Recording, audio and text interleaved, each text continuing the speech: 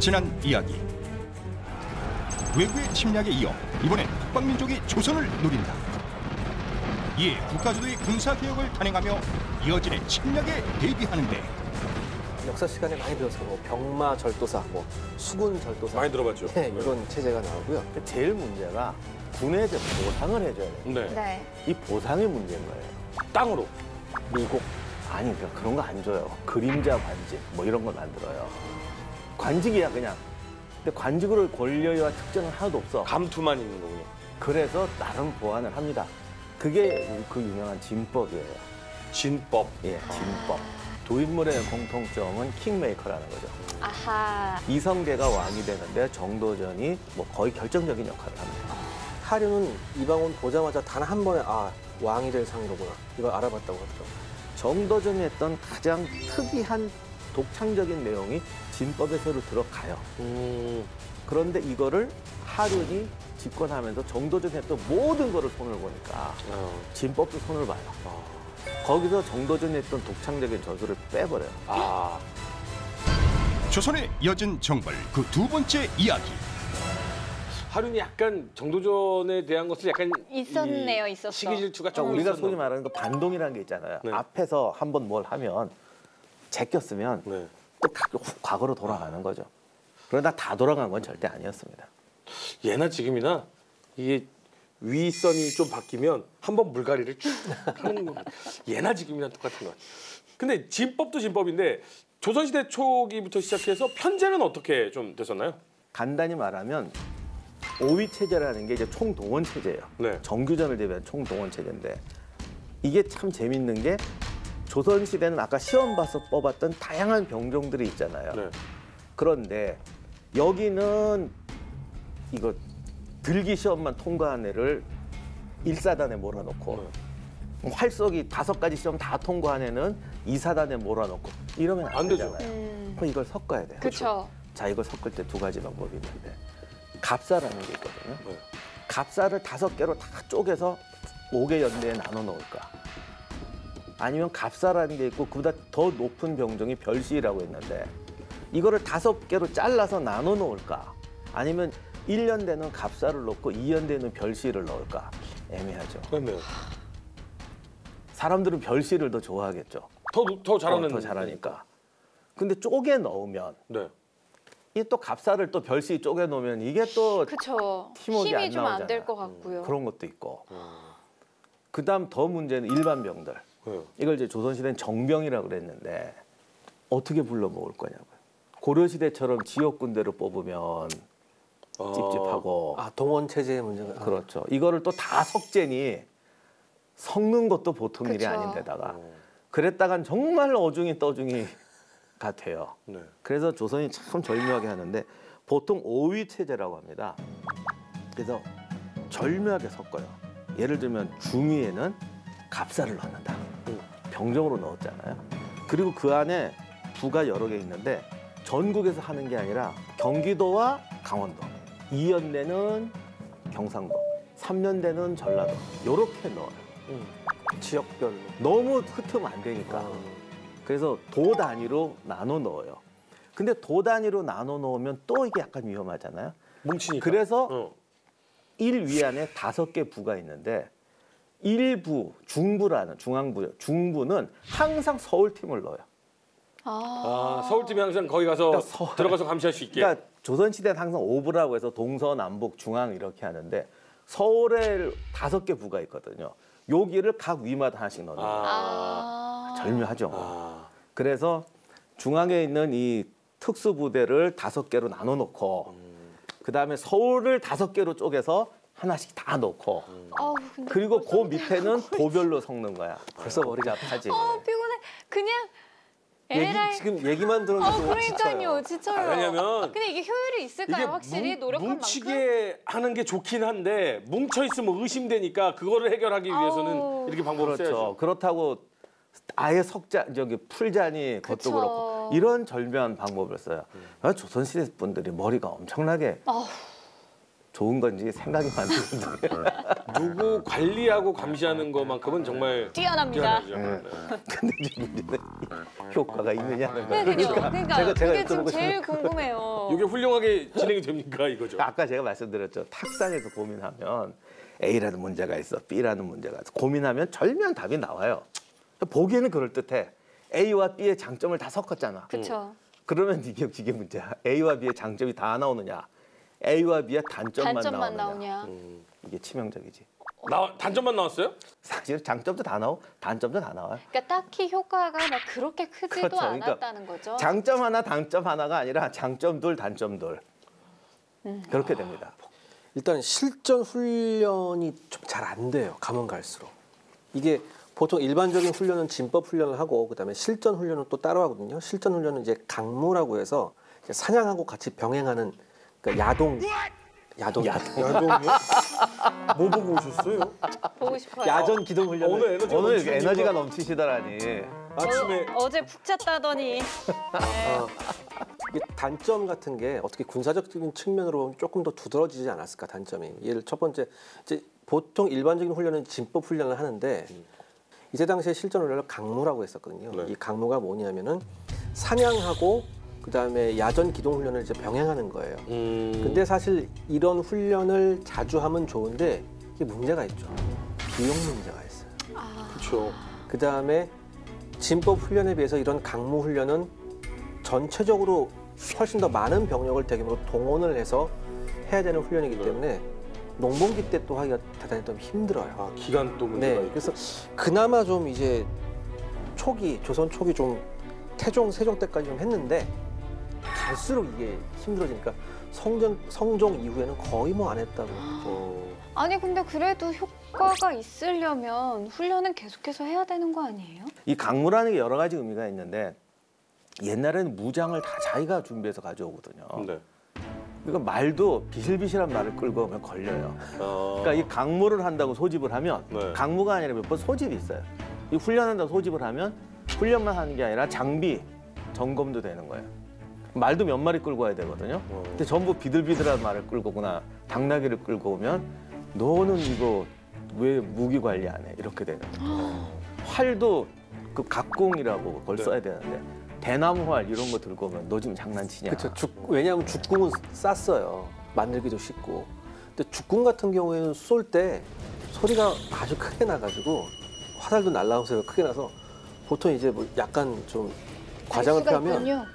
탁 이렇게 잡는 경우도 있었다 그렇게 얘기하더라고요. 그래서 이건 거의 애들이 하는 거지 이게 어디 군인이 쓰는 거냐? 그런데 중요한 건 이 각궁이 엄청 비싸. 네. 만드는 방식도 힘드니까. 아니 물소불 때문에 이게 왜냐하면 수입자재로 써야 되는 거니까. 수입해요. 예, 물소불이 안 났잖아요 조선에. 물속 키우지 그럼. 물소를 수입해서 키웠어요. 물소불을 얻으려고. 근데 기후와 환경이 안 맞으니까 자꾸 죽는 거예요. 그래서 전량을 일본하고 중국으로부터 수입을 할 수밖에 없었어요. 사실 그 활 하나 만드는데 소가 2마리, 4마리? 왜 그렇게 많이 들어가요? 소를 통째로 쓰는 게 아니라 특수 부위를 쓰는데 뿔만 갖다 이 써요. 특수 부위가 힘줄도 있거든요. 힘줄. 그래서 이 특수 부위가 한 마리에서 안 나와요. 그죠. 물소 뿔이 물소 2마리 분량이고 그 소 힘줄이 또 2마리 분량이에요. 각국이 뿔각자예요? 네. 네. 그래서 이게 거기다가 하여간 이게 힘들어요. 그리고 하나 만드는데 몇 달이 걸려요. 왜냐면 말리고 붙이고 이 과정이 있기 때문에 금방 못 만들어요. 그리고 또 이제 이걸 접착제가 미너 브레풀이라고 해서 물고기 불에로 만든 풀인데 이게 물고기가 또 안 잡히면 안 되고 이게 또- 민어가 고급 생선이에요? 민어가 많이 나는 철이 있어서 그걸 많이 잡아서 이렇게 해야 된다고 하더라고요. 와 이거 하나 만드는데 굉장히 재료도 재료지만 시간도 어마무시하네요. 그러니까 그게 문제. 많은 분들이 잘못 알고 있는데 네. 인력을 집중 투입한다고 만들 수가 없어요. 그래서 말리고 붙이고 하는 과정이기 때문에 만드는 기간이 오래 걸려요. 그래서 옛날 전쟁 준비라는 게 이렇게 골치 아픈 거예요. 그러네요. 미리 안 만들어 놓으면 방법이 없어요. 그 조선 같은 경우에는 예를 들어서 중국에서 수입 품목 중에 갑자기 물소불의 수입 양이 많아진다. 그럼 일단 중국이 견제를 놓습니다. 너 이거 왜? 갑자기 많이 수입해? 이런 식으로.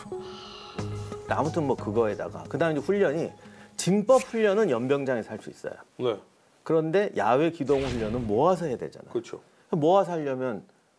그 동네 애들만 모으는 게 아니라 여러 지역을 그렇죠. 모아야 서울에서도 되거든요. 와야 되고. 그렇죠. 그래서 원래 기준이 열흘, 1년에 2번 열흘씩 야외 기동 훈련을 하게 돼 있어요. 예를 들면 충청도면 몇 개 고을이 모여서 한다 이런 식으로. 근데 열흘 조선은 군역이 자가 부담이기 때문에 네. 열흘 기동 훈련을 하면 열흘치 식량을 싸가지고 병사가 와야 돼요. 우리나라 말에 밥 먹고 합시다거나 그래 생긴 것 같은데 이럴 때 안 싸가지고 와요. 안 싸워요? 그럼 배고프면 시킬 수가 없어요, 아예. 그렇죠. 그럼 왜 너 안 싸웠니? 없어서 못 싸웠습니다. 그럼 뭐라고 그럴 거예요? 거기다 말 끌고 와야 되는데. 그러면 훈련이 완전히 못하게 되는 거죠. 그러면 국가가 이걸 지불해야 되는데 그러려면 세금을 더 많이 걷어야 돼요. 그렇죠. 근데 조선이 생각처럼 이렇게 무조건 착취하는 나라가 아니에요. 세금은 더 이상 많이 걷으면 안 되지. 그럼 얘들 어떡합니까? 니들이 양심적으로 밥 싸와라. 그냥 안 싸울 테니까 하지 맙시다. 뭐 이런 거기서 타협이 되는군요. 뭐 그러게 세월이 오래 가다 보니까 임진왜란 때쯤 오면 그냥 훈련한다 그러면 애들만 우르르 나와서 동네 산바퀴 돌고 그러니까 야외 기동이라는 건 아예 꿈도 못 꾸고 이렇게 돼서 이제 군비가 해이해지는데 제가 이 말씀을 드리려는 게 아니라 세종 때는 그래도 어떻게든 했어요. 꽤 했다는 거 나름. 그래서 조선이 자꾸 안 좋은 점만 문제점만 지적하니까 네. 내내 그런 줄 아는데 그래도 이걸 그래도 어떻게 했어요 처음에는. 지금 얘기 들어보면은 조선은 그냥 세종 때다. 그래 맞아요. 제가 그 말하고 그냥 믿을 분은 세종대왕밖에 없어.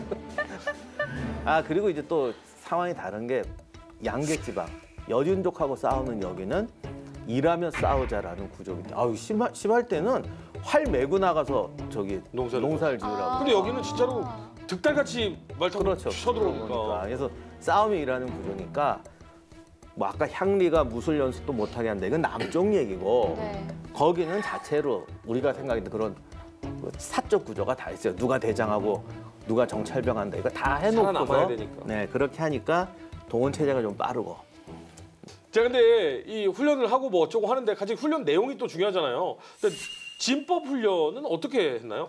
진법 그러면 많은 분들이 삼국지에 나오는 제갈량의 진법을 생각하는 분들이 그렇게 많더라고요. 네. 갑자기 뭐 쫙 하면 100명이 1000명, 10,000명으로 보이고 그렇죠. 뭐 그리고 뭐 산에서 안개 쳐들어가고 피우고 들어가면 사방이 막혀 뭐 있고. 사방이 저이고 그런 거 아니고 그러면요?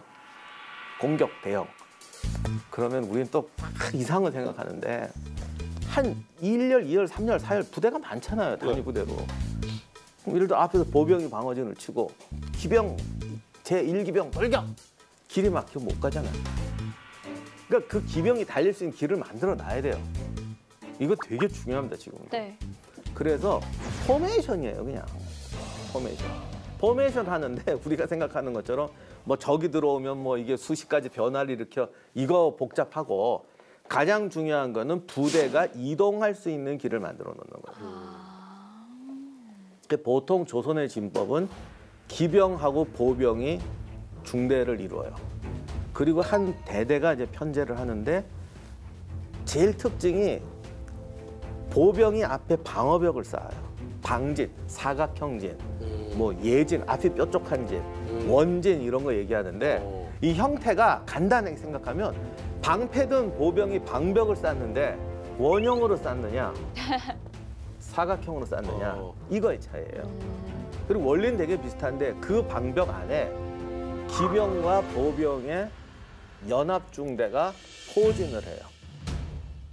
그래서 이 팀들이 튀어나가거나 적이 들어오면 싸든가 이런 식으로 상당한 공간을 갖고 바둑에 이거 화점 놓듯이 포진을 하고 가운데에 사령부와 예비대가 있어요.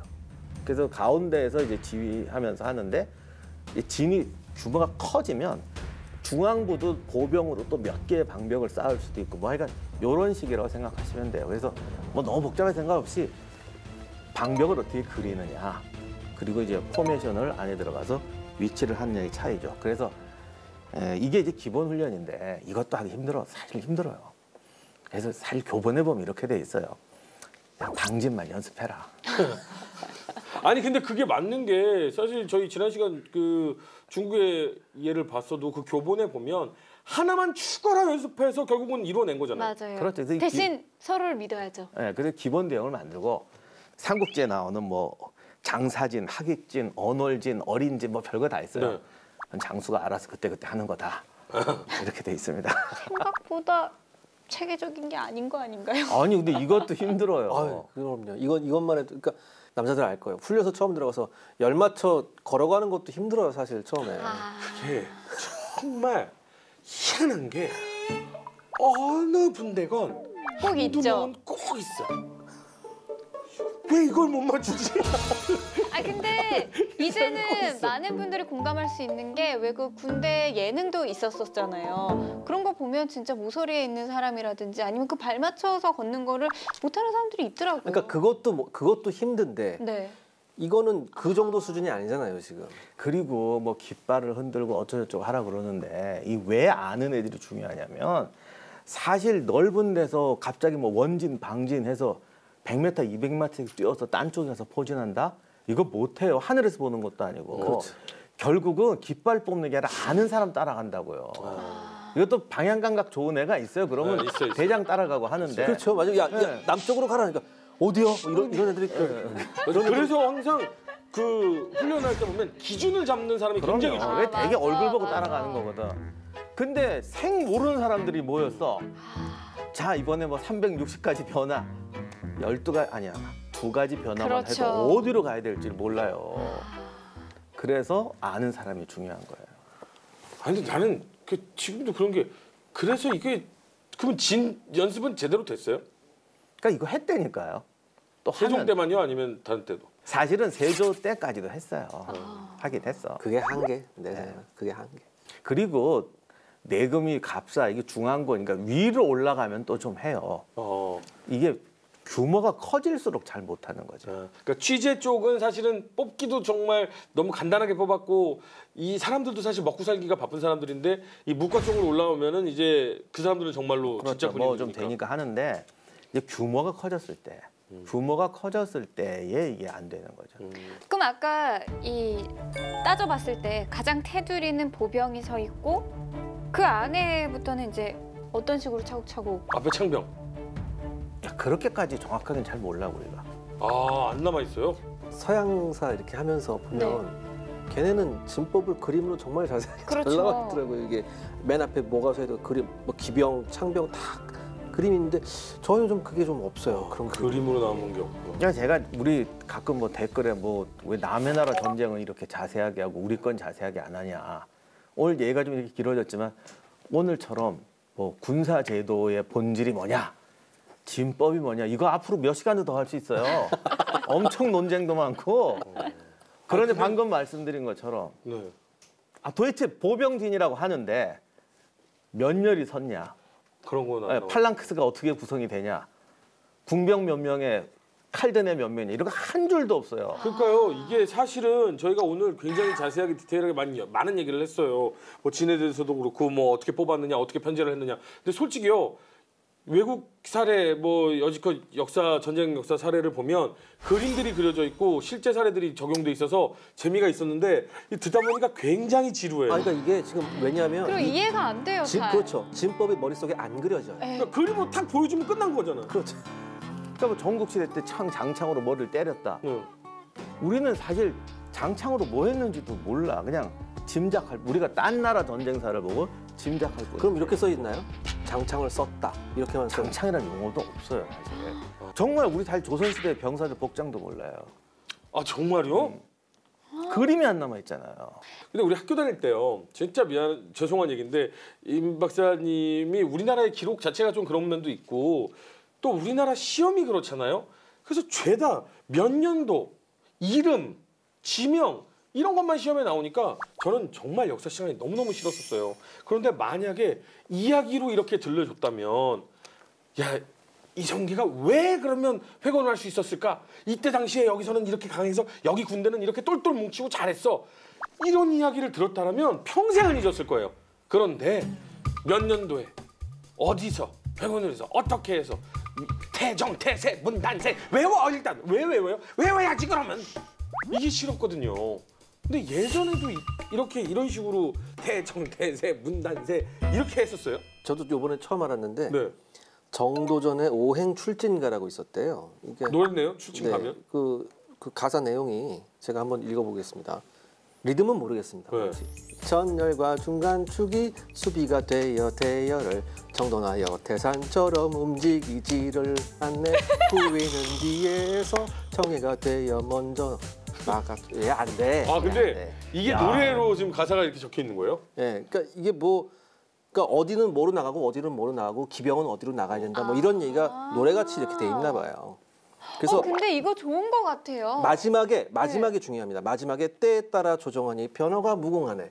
찬양 일색으로 나가는 거죠. 이렇게 이것대로 하면 이렇게 된다. 아니 왜 우리 암기할 때도 노래로 하면 더 귀에 잘 맞아요. 들어오는 아, 것처럼. 옛날 우리 왜 화학 그 주기율표 외우는 그 노래 있었잖아. 주기율표도 그렇고 어떻게 뭐 외웠어요? 이제 잊어버렸어, 까먹었어. 칼카마나 뭐 그런 거 아라 있었어. 설리주나 수구수는 볶음. 근데 이거 노래로 외운 건 아니었고 뭐 근데 영어 같은 잘한다. 것도 난 태정태세 문단세도 항상 태정태세 문단세까지만 알아. 사실 나도 그랬어요. 근데 왜 알파벳도 A, B, C, D, E, F, G 이렇게 외우잖아요. 여기서 왜요? 나이가 나옵니다. 왜요? 요새는 그 이렇게 뒤에 한번 해봐요. H, I, J, K, L, M, N, O, P 옛날 사람들은 응. H, I, J, K, L, M, N 이렇게 한 다음에 D가 리듬이 안 맞게 돼. 진짜로 그래요. 나만 그런가? 아마도요? 이 노래로 보는 진법에 사실은 아주 재미난 내용이 하나 있는데 네. 정도전이 만든 노래마다 이게 반복되는 내용이 하나 있어요. 네. 이게 의외로 좀 패해도 망하지 않는다. 요즘 말로 하면 저도 진게 전투에서 아니라. 저도 뭐랄까 몰살은 안 당한다. 뭐 아니 붕괴되지는 않는다. 그런 뜻인 것 같은데 이게 노래마다 들어가요. 이게 정말 이상하잖아요. 원래 군가라는 게 이건 뭐 무적이다. 우리 앞에 당할 자 없다 이래야 되는데 이 결론이 뭐냐면 패해도 너희들이 이 진법만 잘 훈련하면 패해도 붕괴되지 않는다. 이게 결론이에요. 승리를 지향하는 군대가 아니었나 조선 때 군대가. 정신 승리를 미리. 사기를 쏟아주면서 약간 결과보다는 과정에 중시하자. 그러니까 이거 이렇게도 또 볼 수 있지 않을까요? 조선의 군대라는 게 진출을 위한 군대가 아니라 수세적인 항상 방어 위주의 군대. 역시 기자님 대단하십니다. 저도 다 비슷하게 생각하는데 하나의 가정은 기자님 말씀대로 우리는 수비 지향이라고 해서 공격을 안 한다는 의미가 아니에요. 우리는 침략 전쟁보다 방어 전쟁 위주로 하니까 네. 수비 대응을 굳히려니까 보병이 방패를 들고 안 움직여야 되잖아. 그렇죠. 그러니까 너희들 이 진법대로만 하면 패해도 망하지 않는다 이렇게 했다고 볼 수도 있고 아니면 이 진법이란 게 아까도 말씀드린 것처럼 안 하던 거 지금 하잖아요. 네. 낯선 사람들 모아놓고 뭉치니까 너희가 포지션을 지켜라.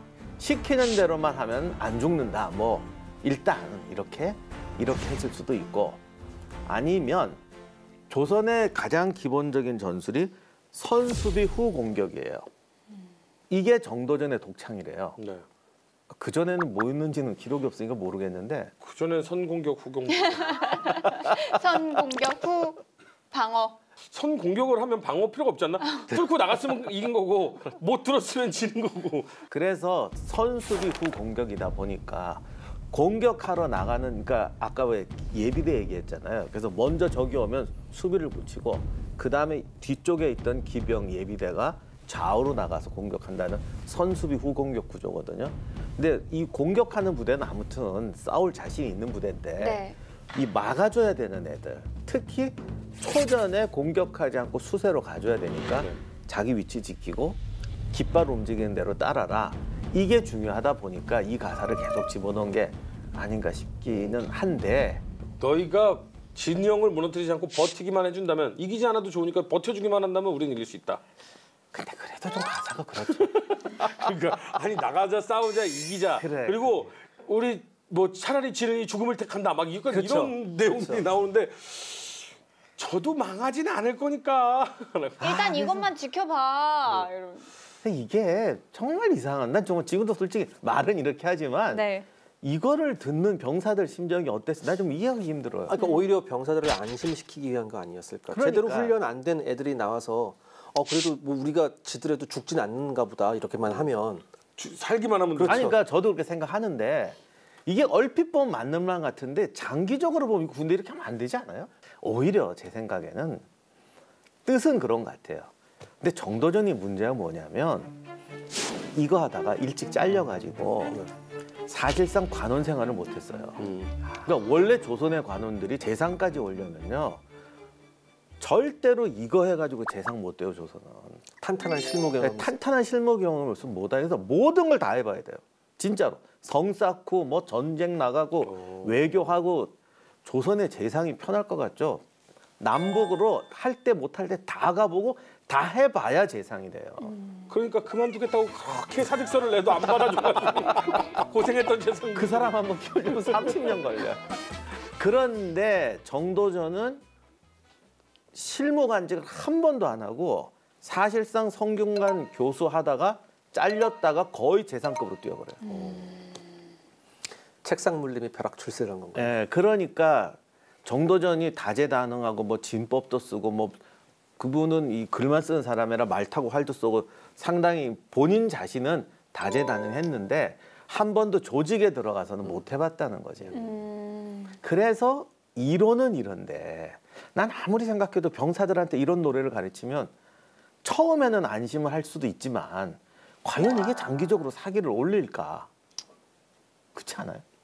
그러니까 근데 저는 이런 생각이 드는 게 고려에서 바로 넘어온 시대잖아요. 근데 고려 때 정말 많은 피해를 당했고 저 몽고 쪽에서 내려와서 정말 수십 년간을 그렇게 괴롭힘을 당하고 정말 많은 민초들이 고생을 했고 왜구들이 쳐들어와서 또 내륙까지 들어와서 고생을 했고 그러니까 사실은 죽는 인원이 너무나도 많았기 때문에 전쟁이란 자체를 너무 두려워했잖아요. 그러니까 절대 너희들의 목숨을 지키게 해줄 테니까 이것만 따라라.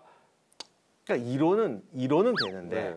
실전에서 그게 과연 사기를 올리고 장기적으로 괜찮은 방법이겠느냐. 전 이게 좀 문제인 것 같아요. 차라리 노래를 우리도 털자 뭐 이런 식으로 좀 바꿨으면 좋을까. 이번에 막으면 다음에 턴다. 일단 털자. 실전을 안 해본 경험, 이론에 빠져서 이런 게 나오지 않나 싶은 생각이 들어요. 정도전이 굉장히 훌륭하고 그가 세웠던 정책들이 원론적으로는 훌륭한 이상이 많지만 강론에 들어갔을 때 경험 부족이 이런 데서 발휘된 게 아닌가 싶기도 합니다. 근데 왜 조선의 진법 중 특징이 아까 뭐 박사님도 올펜 말씀을 하셨지만 선 방어를 하고 후 공격을 한다. 근데 보통 이렇게 하면은 이게 될까요? 아니 근데 우리가 활을 잘 이론적으로- 쏘잖아 우리가. 네. 우리가 활을 잘 쏘니까 지금도 얘기를 했지만 우리는 각궁을 쓰고 또 이 활에 굉장히 중심을 두고 훈련을 했으니까 방패병들이 일단 막으면 활로 정확하게 이렇게 노림샷을 쏠 수 있잖아요. 그렇죠. 그러니까 적들이 왔을 때 상당 부분 적의 세력을 무너뜨릴 수 있죠. 그러니까 쉽게 말해서 적이 공격을 할 때 적의 공격을 흡수하는 방법엔 여러 가지가 있는데 첫 번째 방법은 되도록 많은 적이 우리 진까지 오는 와중에 무너뜨리는 방법이거든요. 그래서 어느 정도 그 공격의 탄력이 활을 맞으면서 오다 보면 어쩔 수 없이 공격의 탄력이라는 게 확 줄어들어요. 그렇죠. 우리 진영까지 앞에 왔을 때 그때 뒤에서 기병이 좌우로 나가서 그때부터 아까 연습했던 그 이쪽 바꿔가면서 이렇게 찌르고 다니는. 단 이때도 가장 좀 안타까운 게 뭐였냐면 단병 접전에 대한 좀 보병들 간의 단병 접전에 대한 그런 거에 비중은 좀 적었던 것 같아요, 상당히. 그러니까 아무래도 단병 접전을 할 수 있는 전투력은 기병쯤 가야 있으니까 보통 일반 보병들은 활쏘기까지 연습을 하거든요. 그런데 뭐 창 들고 싸우고 이런 건 잘 안 되거든요. 그러고 보면 이게 단병 접전이라는 게 역시 어떤 힘과 체격 같은 게 대단히 중요한가 봐요. 왜냐하면 우리 영화만 보더라도 뭐 게르만족이나 바이킹 같은 애들은 걔네 활보다는 무조건 단병 접전이에요. 그렇죠. 도끼 들고 들어가서.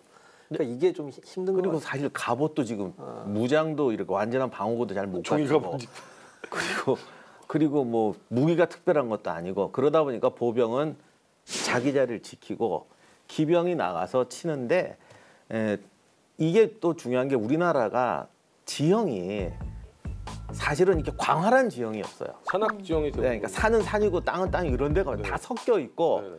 어떻게 보면 변화무쌍하거든요. 비탈도 많고. 그러니까 일단 지형 적응력 좋은 거는 보병이 지형 적응력이 좋을 것 같지만 실제 전투할 때의 다양성이라는 기병이 나왔기 때문에 그때그때 포지션 따라서 뭐 이렇게 전후좌우 움직일 수도 있고 오른쪽을 더 칠 수도 있고 그래서 선수비 후공격. 근데 따지고 보면 월드컵에서 제일 많이 우승한 팀이 이탈리아인데 아니 근데 지금까지 토코멘토리 전쟁사를 쭉 하면서 얼핏 서당계 3년이면 풍어를 읊는다고 배운 것 중에 한 전략이 수비 중심의 전략보다는 공격 중심의 전략이 더 확률적으로 이길 확률이 높다. 그러니까 지금까지 토코멘토리 전쟁사를 하면서 배워온 거거든요. 그렇죠. 근데 그런 면에서 조선의 진법은 너무 좀 몸을 사리는 거 아닐까요? 그러니까 진짜로 싸워본 적이 없는 사람이 만들었기 때문에 뭐 그런 거. 그런데 지금 이 내용이요. 실제 전투에 대한 내용은 남아 있는 게 없는 거죠. 그렇죠. 추론하고 있는 거죠. 예, 진법으로 갖고 실전에 어떻게 썼는지는 몰라. 근데 그 기록이 안 남아 있는 게 너무 뭐 이렇게 안타까워. 배웠으니까 그렇게 했겠지. 그런데 이게 절대로 선수비 후공격이라고 수비적인 건 아니에요. 이거는 전투를 했을 때 공격을 하든 수비를 하든 우리가 이런 포메이션을 갖고 싸운다는 거지 우리는 내내 수비만 하겠다 이런 건 아니죠. 이탈리아 축구가 수비적이다 그러면 걔들은 아마 왜 우리가 수비적이야 그럴걸? 이름이 빗장수비니까.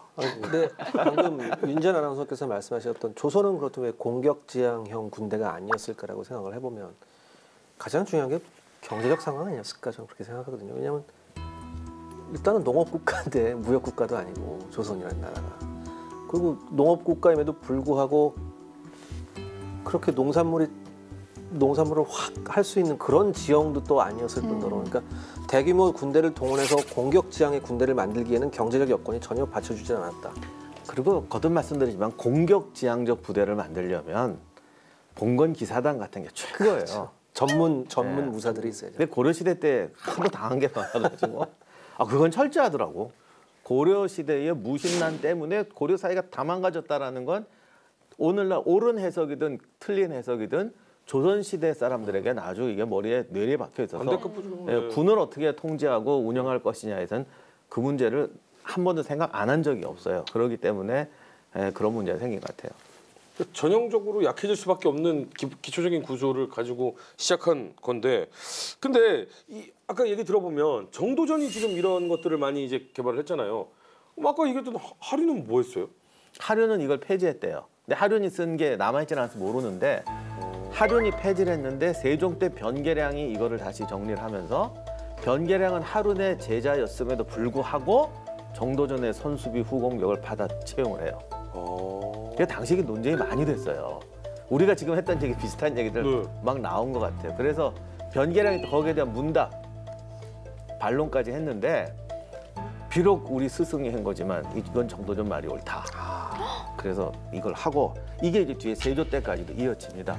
그런 거 보면 조선도 초창기에는 참 건전했어요. 그러니까 이런 그 어떤 그 문답이 오가고 서로의 토론이 가능할 수 있었다는 건 정말 그러니까 근데 변계량은 하륜의 제자 아니에요? 그러니까 정도전의 흔적을 지우느라고 다 바꿨거든요. 그러니까 경복궁이라는 이름도 정도전이 지은 거거든요. 그 전각 이름을 다 새로 졌는데 그것도 하륜이 다 바꾸고 하여간 싹 고쳐요. 근데 이거 국방 문제는 이건 놔두더라고요. 이건 정도전이 옳다.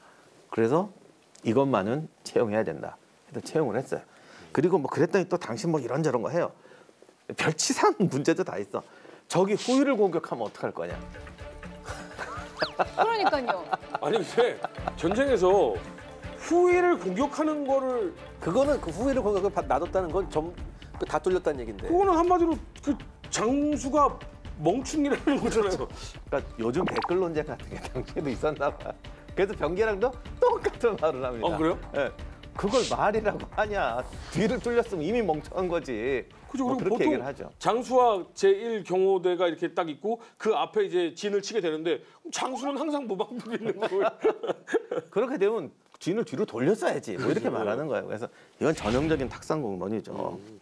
아무튼 이런 논쟁 끝에 특히 그렇게 지우려고 했던 정도전의 진법을 받아들였다는 게 굉장히 훌륭한 태도고, 그다음에 이제 정말 재미난 논쟁이 또 하나 있는데 누가 또 이런 질문을 했어요. 유학자인 네가 왜 전쟁을 논하느냐. 선비인 네가 왜 전쟁을 예, 말하냐. 그 뜻일 수도 있고 또 하나는 왜 병서를 만드느냐. 비슷한 말이 왜 진법 같은 걸 국가가 만들어야 되느냐. 왜냐하면 그 유학에서는 아예 이런 걸 하지 말라고 그러잖아요. 맹자에 보면 군대를 논하는 애는 추방해 버려라. 뭐 진법을 논하는 이런 놈 잡아 가둬라 이런 말도 있어요. 맹자에. 그럼요? 그럼 뭘 국방 안 논해야 지켜요? 돼요? 거기서 항상 그러잖아요. 인으로 생각하고 덕으로 행하라. 이렇게 나오니까. 군대 안에서요? 이거 제가 지금 의역해서 한 말인데 그런 뜻이에요. 맹자는 그런 거죠. 그러면 방금 전쟁 나면 어떡하느냐. 네가 정치를 잘해서 백성들이 너를 사랑하면 적군이 쳐들어오면 백성들이 몽둥이를 들고 나와서 적군을 쫓아낼 거다. 간절히 기도를 하면 하늘에서 먹을 것이 떨어질 것이다 뭐 이런 느낌이네요. 그래서 이제 이 말은 뭐냐면 너 왜 문신이 왕한테 이 병법을 논의하느냐. 왕한테 인의와 덕정에 대해서 그렇죠. 얘기하지 왜 병사를 가지고 병을 갖고 얘기를 하느냐. 그런 논쟁도 있더라 그런 거예요. 그러니까 이상론자도 분명히 존재하겠죠. 그러니까 네. 어느 시대나 이상적인 평화로는 또 존재한다는 걸 이번에도 보여주죠. 그래서 변계량이 이렇게 말을 합니다. 중국의 삼화병법이라는 책이 있어요. 천하가 편안해도 전쟁을 망각하면 반드시 위태롭다. 그렇죠. 1000년 동안 전쟁이 없었다고 군대를 해체하면 바로 쳐들어오죠. 맞아요. 그러면서 이게 맹자가 그런 얘기를 한 거는 당시 하도 임금들이 전쟁만 하고 백성을 이걸 통치를 안 하니까 극단적인 말을 한 거지. 모든 글은 본질을 따져야지 구절을 갖고 그렇게 물그늘어지면 안 된다라고 말을 하죠. 그래도 조선적인 일에서 이제 후기 가면 좀 골치 아파지는데 그래서 이게 원래 그래도 15세기는 상당히 건전한 게 많았다니까. 어찌됐든 이 두 사람이 조선 초기에 어떤 조선의 기틀을 마련했다라는 것은 뭐 잘했건 잘못했건 그건 뭐 반박할 수 없을 것 같은데 두 사람은 어떻게 말로를 맞이하나요? 뭐 우리가 드라마에서 많이 봤죠. 그 드라마가 항상 스포지 않습니까? 근데 드라마는 드라마일 뿐이다라고도 많이 배워서 정도전은 항상 죽잖아. 죽는 건 사실이에요. 여기 이제 아 여기 역사에서 안 죽은 사람 어디 있어요? 아니, 죽긴 거기서 다 죽겠죠. 1차 왕자한테 대단히 비참하게 죽는. 그래서 뭐 어떤 드라마에서는 이숙번한테 죽었다. 어떤 드라마에서는 이방원이 그 젊은 새파란 이방원이 직접 죽였다. 뭐 이런 것도 있고. 아무튼 1398년에 반란 쿠데타 세력한테 이제 죽음을 당하죠. 그 정도전이 이렇게 돼서 이방원이 왕이 되고 나서는 정도전에 대해서는 모든 기록을 다 없애고 또 그렇게 뭐 신원 회복이 안 됐었는데 나중에 고종 때 신원 회복이 된다고 하더라고요. 고종이요? 네네. 몇백 년 뒤에요? 아 그래도 기록을 세종 때 문집도 발견하니까 우리나라는 처음에는 그렇게 독하지 않아서 역적으로 몰긴 하지만 나중에 그때도 문집도 내고 그래요. 그럼 하루는 그래도 좀 오랫동안 버티다가 가셨잖아요? 하류는 태종 때 정말 행복하게 살았죠. 진정한 승리자. 할인. 태종은 성격이 믿는 사람 몇 명은 팍팍 밀어주는 스타일이거든요. 그래서 하륜이 죽었을 때 태종이 한 말이 내가 가장 사랑하는 신하였다. 그 누구보다. 정도를 넘어가면 또 태종이 가만두는 사람이 아닌데 어쨌든 그 선 안에서 잘 유지하다가 오래오래 사시다 가시는데 근데 재미난 게 실록에는 술을 안 먹어서 빨리 돌아가셨다고 또. 안 먹어서 빨리 돌아. 조선시대 사람들은 술을 반드시 먹지 않으면 약이라고 생각했기 때문에 잠자기 전에는 꼭 술로 몸을 데피고 자야지 이게 괜찮은데 하륜이 그걸 안 했대요. 요즘 같으면 참 몸 관리를 잘 하시는 건데 박사님 우리 어떻게 해요? 걸려. 아니 근데 실제로 이 사례 분석을 한 결과 모든 사례는 다 그냥 놔두고 술을 많이 마시는 집단, 적당히 마시는 집단, 안 마시는 집단, 아예 비교도 안 되는 집단 뭐 이렇게 해가지고 나눠봤더니 적당히 마시는 집단이 제일 오래 산대요. 아예 안 마시는 집단이 가장 먼저 갔대요. 누가 제일 먼저 죽나 보면 되겠네. 자 이쪽이 오래 사느냐 저쪽이 오래 사느냐. 아무래도 우리가 먼저 갈 것 같은데. 하여간 그래서 하륜은 뭐 그랬대는데 이제 재상으로 태종 때의 전반기를 아주 이렇게 하다가 이제 돌아가십니다. 근데 하륜이 자식이 없었죠. 서자만 있고. 그러니까 태종이 참 약은 게 그런 하류는 사람이 아무리 밀어줘도 괜찮은 거예요. 그 뒤가 어차피 물려받아서 갈 사람이 와. 없으니까. 아 그런 게 또 있었구나. 그러니까 정치력 하나는 조선시대 어떤 왕도 나중에 영조 정도일까. 하여간 뭐 정치력 하나, 이 눈치, 사람 다루는 거 이거는 태종 따라올 사람이 없어요. 야 조선 시대에 오래 살아남으려면 자식이 없는 게 좋은 방법이야.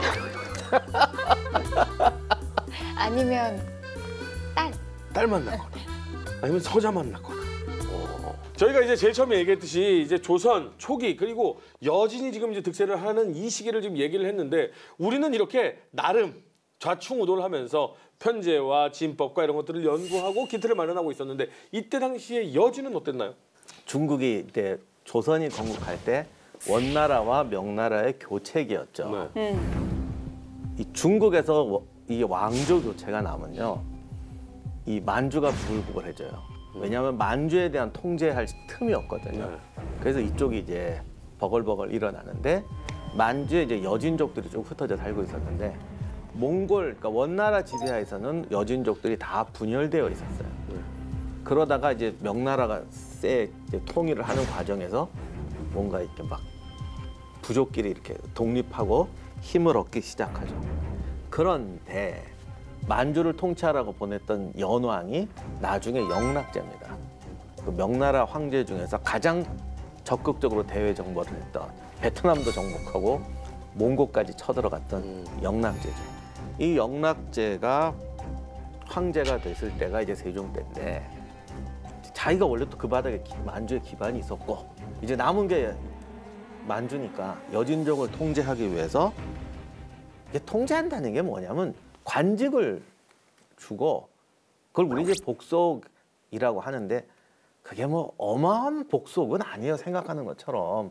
그래서 이 구역의 부족들에도 위라고 관직을 줘요. 뭐 건주위, 모련이 무슨 위를 주고 말로는 이제 신하 관계가 생기는 거죠. 그런데 이렇게 해놓으면 제일 큰 문제가 뭐냐면 부족들끼리 전쟁을 하면 명나라한테 개입할 구실을 주는 거예요.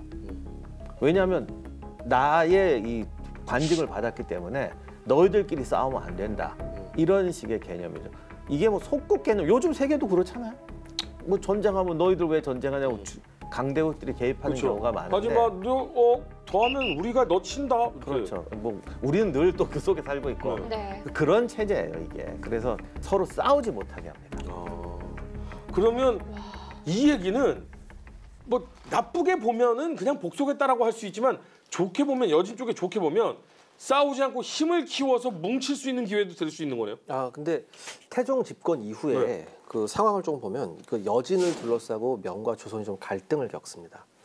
예를 들어서 이제 명의 이제 성조가 방금 말씀하신 대로 여진 세력에 대한 영향력을 증가시키기 위해서 뭐 이제 관직도 주고 그 요동하고 만주 일대에 여진 미소라는 걸 설치를 해요.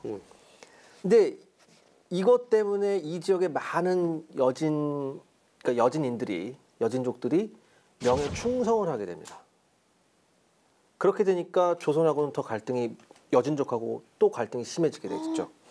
그래서 조선 이에 대한 보복으로 여진에 대한 무역을 전면 중지해버려요. 아, 그러니까 여진을 공식적으로 왜 인정하느냐? 네. 얘네가 자꾸 우리 공격하는데 약간 이런 느낌인가요? 그러니까 사실은 여진은 그러니까 동북면에 있는 여진은 조선으로선 상당히 자기 편으로서 요긴한 세력이었음에도 불구하고 이런 일 때문에 여진과의 무역을 전면적으로 단절하면서 이른바 본격적으로 여진족들이 조선에 넘어와서 약탈을 하는 계기가 됩니다. 아니 근데 명이 나쁜 게 그 통일하지 말라고 이렇게 해놓고 서로 싸우지 말라고 했으면 우리한테도 쳐들어오지 말라고 해야 되는 거 아니에요? 아 그렇게도 해요. 근데 왜 쳐들어와요? 아니 말을 잘 안 듣지. 아 말을 안 듣는 누가 말을 잘 듣습니까? 말을 안 들은 거구나. 그러니까 생각처럼 이렇게 긴밀한 통제가 되지는 않고 그 여진족들도 조선의 적대적인 여진족도 있고 친한 여진족도 있어요. 근데 아무튼 싸우는 놈도 가까이 있는 놈이고 친한 놈도 가까이 있는 놈이죠. 당시에 이제 우리하고 이제 제일 중요했던 게 건주 여진, 건주위라는 네. 쪽인데 여기 이제 크게 두 세력이 있는데 지금 그 오녀산성에 있는 환인 부근 그쪽 지역에 있던 어허출이라는 부족장이 있는데 이 사람이 이제 우리나라 강계 북쪽에서 그 환인 오녀산성 지역까지 초기 고구려 영토에 거주하던 사람인데 이 사람 딸이 영락제의 부인이 됩니다. 근데 제일 왕비는 아니고 부인이 쫙 있는데 그 중에 한 명이 돼요. 그만큼 중국 사람들은 여진족을 우습게 안 봤어요. 왜냐하면 송나라 때부터 한번 당한 게 있어가지고 여진이 통합해서 10만 군대를 일으키면 큰일 난다. 전 중국 큰일 나는 정도가 아니라 그냥 이렇게 말해 우리를 정복할 수 있다. 금나라가 한번 확 이렇게 했었으니까. 그렇기 때문에 어떻게든 분열시키려고 합니다. 그래서 이 어허출이라는 집단이 있었는데 이쪽이 조선하고 좀 애매해요. 그리고 지금은 회령에 살던 실록에는 동맹가 천모가라고 나오는데 이게 만주식 이름으로 먼터무래요. 그 먼터무는 태조하고도 관계가 있던 사람이에요. 용벼창가에 보면 태조 옆에서 뭐 칼 차고 시중 들었다, 경호했다 뭐 이러는데 어디까지가 또 진실인지는 잘 모르겠지만 옆에서 있었던 것까지는 맞는 것 같긴 한데. 근데 자기 스스로 자기가 태조를 섬겼다라는 말을 해요. 그때 동북면에 있을 때 내가 그러니까 같은 여진족 이렇게 통합해서 말하면 안 되겠어요. 그렇죠. 여진족 중에서도 우리하고 굉장히 친밀한 그렇죠. 족이 있었고 안 그런 족이 있었고. 그래서 가장 우리하고 친했던 게 먼터무라는 그쪽 구조이고 그 건조연에서도 서로 라이벌들이 있거든요. 그러면 이렇게 되는 거지. 조선하고 친해서 내가 여기 패권을 차지해야겠다. 중국하고 친해서 내가 여기 패권을 차지하겠다.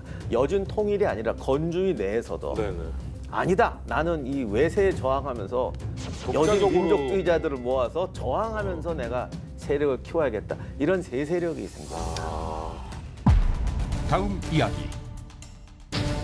군사 제도를 재정비하고 여진 정벌 계획을 세우는 조선. 점점 세력을 키워나가는 여진에 맞서는 조선의 야심찬 계획은 1406년에 이 중에서 그렇게 세력이 크지도 않던 올적갑 경원을 침공을 합니다. 쟤들이 더 뭉치기 전에 정예 1천만 보내면 선멸할 수 있다. 아유, 그동안 우리 못 믿어요? 뭘 못 믿어? 뭘 보고 믿어? 그래서 아무튼 이 건수를 잡아서 먼터머가 조선하고 결별을 해요. 그래서 조선을 공격해요. 어쭈? 지금까지 있던 중에 최고의 패전을 당하죠. 세종은 확실히 다른 게 땅만 회복하면 무슨 의미가 있냐. 국경을 만들려면 먼저 확고한 지형선이 있어야 된다. 그래서 압록강, 압록강. 두만강 라인을 따라서 야, 이게 4군육진이군요. 이런 재밌는 이야기는 안 배우니까 평생 안 해줄 거야 아마 이제.